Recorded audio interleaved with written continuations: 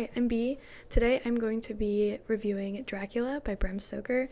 I just finished this last night, and I'll start off by saying that when I started this, I thought it was going to be really dense and kind of dull. This came out in, I think, 1897. So this is an old book. I thought it was going to kind of be hard to read, but I was really surprised.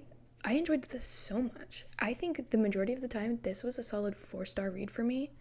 I think there were maybe points, maybe like a 3.5, 3.75, but overall, I would say this was a 4-star read for me.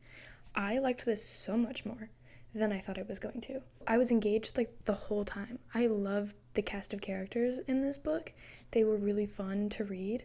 The only things that I didn't really like about this book are like super little things that are more like nitpicks or like personal preference kind of things. For example, I don't really like really long chapters. This book has really long chapters, so I struggled a little bit with that, but I wouldn't say that it ever got to a point where I felt uninterested in the story because the chapters were so long. It was a little hard at times to keep focused, but it was still entertaining and I was still engaged, and I don't feel like it went on like too long. I just don't typically really like super long chapters. I think I actually enjoyed the characters and how the characters interacted with each other more than I enjoyed the plot of this book. There's nothing wrong with the plot of this book. I actually, reading this for the first time, I was very surprised to find that I didn't know as much about the story of Dracula that I thought I did. This is probably going to make me sound kind of stupid, but I didn't know that Van Helsing was from Dracula. I just thought he was like his own thing. He's like a Buffy the Vampire Slayer. I didn't know there was a relation there. And I think Van Helsing was actually my favorite character in this book. He was a really fun character to read. He did do this frustrating thing where he wouldn't always give the characters that kind of need this information like straight answers. He was kind of like I know this, you don't know this, in time you'll know this and you'll know what I know, but right now you don't know what I know. And it was just kind of drawn out like that. That's probably a little dramatic, but sometimes it kind of felt like a lot of what he was saying was like super drawn out. And that's another critique that I have for the book as a whole. I wouldn't say that this book had like filler information whatsoever. I think everything in this book was very relevant and like needed for the story. I just think there were some pieces that aren't as important that like you could have fit in or like got there much quicker or fit it in like a character dialogue or a much shorter section. I think maybe sometimes it spent a little too much on stuff that wasn't like super important. I don't think it ever got to a point where it was just kind of just words to fill pages. I don't think it was ever that. I just think sometimes you kind of take a detour to get to the point. Another thing maybe I would nitpick about this book, and this is just purely a personal preference because I think my top characters were probably Van Helsing and then the Harkers. I didn't find, and I don't know if I'm saying his name right, but Dr. Seward? I don't know if that's how you say that. I didn't find him as interesting for how much page time he got or how much you spend with his like journal entries. He was a fascinating character. I don't remember exactly what he was, a doctor of some sort. He works in an asylum and you spend a lot of time with one patient in particular named Renfield, who I forget what his like thing is. Basically, he was like obsessed with consuming life, and it started with like flies and then spiders and then just like kept building up to like bigger living things that he would like consume the flies and like consume their lives.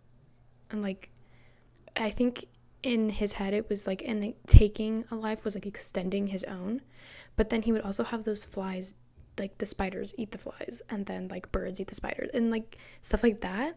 And it was crazy fascinating. It was weird, but it was really interesting. So while I don't know, because in my head, like the plot of Dracula was like, it's Dracula. And so even though there's a good majority of the time you spend with Seward and Renfield that like is relevant to the story, I don't think it should have been maybe as big as it was. I was actually surprised at how little Dracula is actually in this book.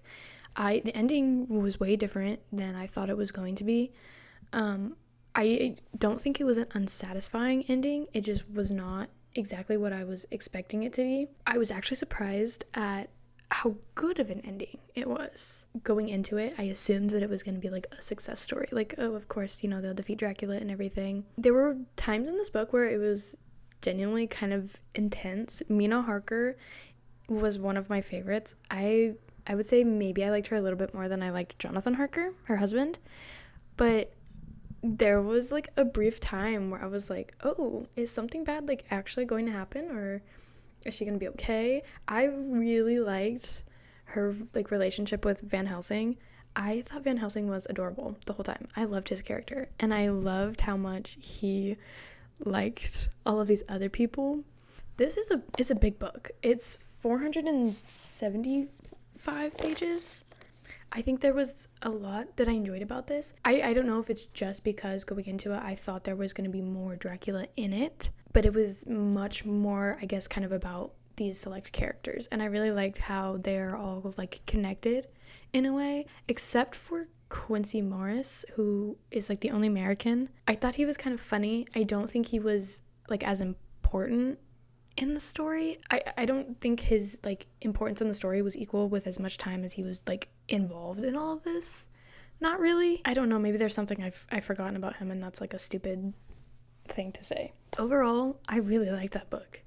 That was a really good, and it took me almost the entire month of November. Today's December 1st. I finished it yesterday. So this was a big one, and it took me a while to read, but I feel like it was worth it. I would recommend this book, especially for me, who was surprised because I thought that I wasn't going to like enjoy it as much.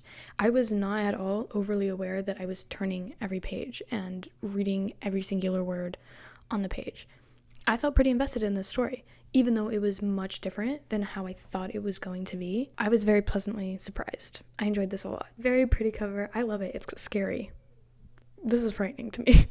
I think that's pretty much all my thoughts on this at the moment. I might sit with it a while longer, and if I have anything profound to say, I'll come back and record.